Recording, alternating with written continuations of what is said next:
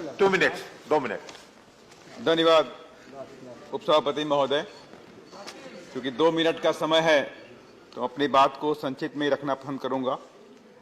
और इस सदन में मैं सुषमा जी की एक बात को मैं कोट कर रहा हूं कि अभी कई सारे सांसदगणों ने, कई सारे लोगों ने बात को रखा और सभी लोगों ने इंटरनेशनल आंकड़े प्रस्तुत कर दिए। यहाँ पर देश की जो गरीब जनता है, आदिवासी है, चाहे वो दलित है, जो गांव में रहता है, डेली मजदूरी करता है, वो इंटरनेशनल आंकड़ों को नहीं जानता। उन्हें ये मालूम होता है कि आटा का भाव कितना है, दाल का भाव कितना है, आज तेल कितना महंगा हो गया, पेट्रोल कितना महंगा हो गया। जो जरूरत का सामान है उसको देख करके वो लोग बोलते हैं। तो इन आंकड़ों के जाल में अभी प्रोफेसर जी ने बात भी रखी कि आज आम आदमी इस दौर में महंगाई के जाल में और सरकार के आंकड़ों के मकर जाल में फंसा हुआ है। ये हमने नहीं कहा है, सत्ता पक्ष के जो लोग विपक्ष में बैठे हुए थे तब इन लोगों ने इसी बात को कहा था।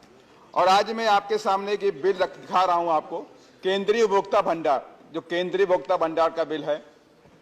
841 रुपए का सामान खरीदा गया और उस पर 84 रुपए का इस पर टैक्स लगा हुआ है, जिसपे दाल है, साबुन है, जरूरतमंद का सामान है। वहाँ टीवी फ्रिज नहीं मिलता है, केंद्रीय उपभोक्ता भंडार पे वही सामान मिलता है जो डेली यूज में होता है।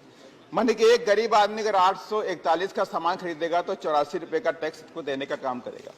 श्रीमान जी, मैं छोटी सी बात कहना चाहता हूं कि गरीबों की थाली से रोटी छीन के अमीरों को मलाई खिलाना बंद कर दीजिए। इससे देश का भला नहीं होने वाला। इस देश का भला नहीं हो सकता। अगर आप कुछ दे सकते हैं देश को तो आप एजुकेशन को फ्री कर दीजिए, फ्री एजुकेशन फॉर ऑल। तो आपको फ्री देने की जरूरत नहीं पड़ेगी।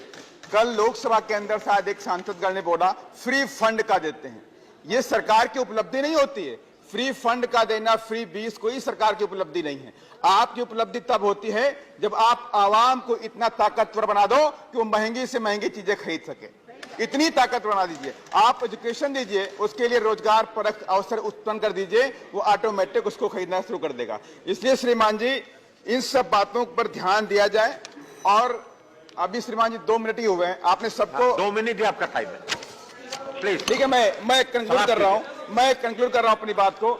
मैं आपके माध्यम से सरकार से मेरा निवेदन है, आपसे निवेदन है कि जो आटा, दाल, चावल, जो रोजमर्रा की जो जरूरतें होती हैं, गरीब आदमी और आम आदमी जिस तरह से अपनी मजदूरी करके पेट चलाता है, उसको ध्यान में रख करके इसको बैक कर लिया जाए। इससे जीएसटी जो दाल, आटा, दूध, गेहूं जो भी लगाया गया है, इससे खत्म कर दिया जाए। यही मेरा आपसे निवेदन है। धन्यवाद।